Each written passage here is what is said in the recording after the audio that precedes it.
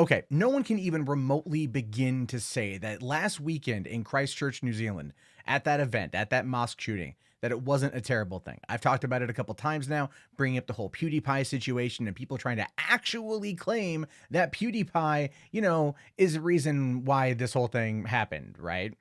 We all know it's crap. We all know that's bullshit. We all know that it's ridiculous. And we all know that New Zealand is really, really, really trying to contain this thing. I mean, we're talking full on Streisand effect here. It's not even funny.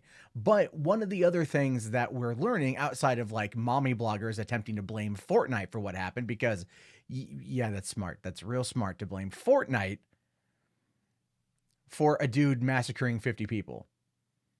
Again, I can't even begin to just break down how utterly ridiculous that is. But we're learning now that New Zealand ISPs are blocking sites that do not remove the Christchurch video.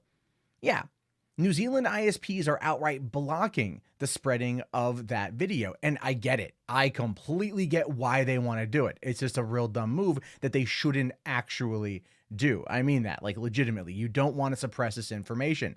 Do you want the Streisand effect? Because that's how you get the Streisand effect. I wish I was kidding. I wish it wasn't the case, but that's how society works now. And now that we've named it, we're kind of stuck with it. Really.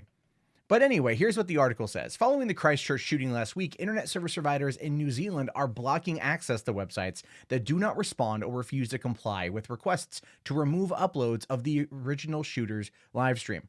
According to Bleeping Computer, sites like 4chan, 8chan, LiveLeak, and the file sharing site Mega have all been pulled by ISPs like Vodafone, Spark, and Vocus. The ISPs appear to be blocking access at the DNS levels to sites that do not respond to takedown requests, but it's unclear how effective the blocks will be. Like most web-level blocks, the restrictions are easy to circumvent through the use of a VPN or alternative DNS settings. Like I said, you can't really get away from it. It exists. It exists. And then by doing this, you just get more people to go and look at it. Is that what you want, New Zealand?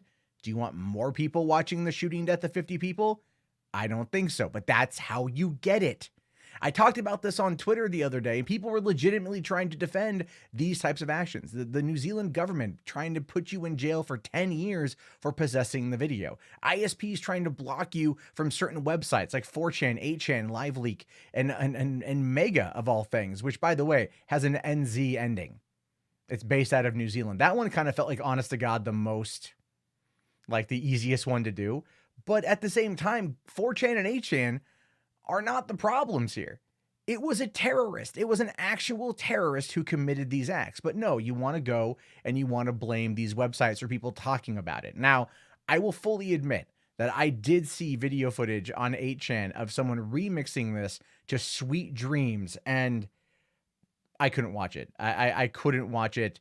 I just thought, like, they're memeing this thing a bit too hard now. They're very much trying too hard to make it provocative. But this is the internet, and if you can find a way to meme anything, people are going to watch it, and it's going to be less impactful because there's going to be a humorous context associated with it. And the last thing any of us want is to have this horrible, terrible event memed in a way that diminishes its impact. Nobody wants that. Nobody wants that at all. But unfortunately, this is the world we live in. Now, websites like Facebook and YouTube don't appear to have been taken down by ISPs, but re-uploads of the shooter's videos are still circulating on the platform. Over the weekend, Facebook said it removed over 1.5 million videos of the attack. YouTube said it removed an unprecedented volumes of videos of the shooting. And the thing is, I get it. I do. On both websites, I get it. They want to take it down from Facebook. I get it. They want it taken down from YouTube. I get it. But the problem with that, though, is it's kind of like pulling a gray hair. Once you pop one, you get more, like two more in its place, and it just keeps spreading. It never stops spreading. It never stops doing that. So what you have to do at this point is just kind of give it a place to exist. It does. You have to give it a place to exist. People are going to seek out this information, and no manner amount of trying to block it is going to do anything. I want to give you guys a case in point here. So World War II. That was a thing. That happened. Hitler wrote a book while he was locked up in jail, leading up to the events of creating the National Socialist Party, a book called Mein Kampf. It's a It's a terrible book. I never read it, but ultimately the thing is the book was banned once Hitler was dead.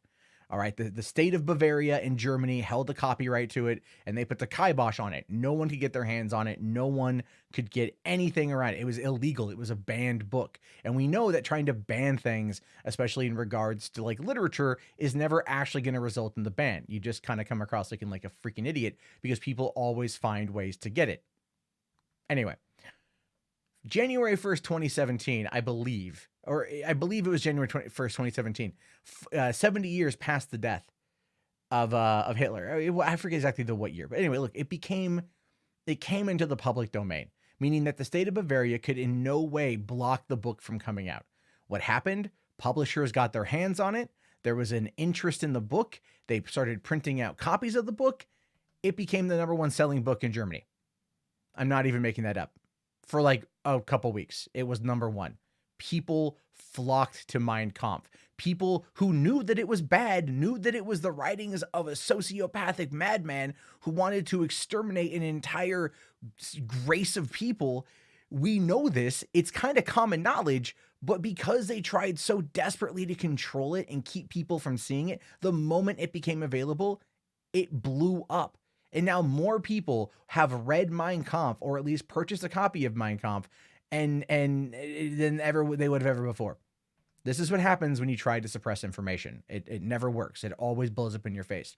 We have the Streisand effect for a reason, and New Zealand ISPs attempting to do this are being so ridiculously stupid, it's not even funny.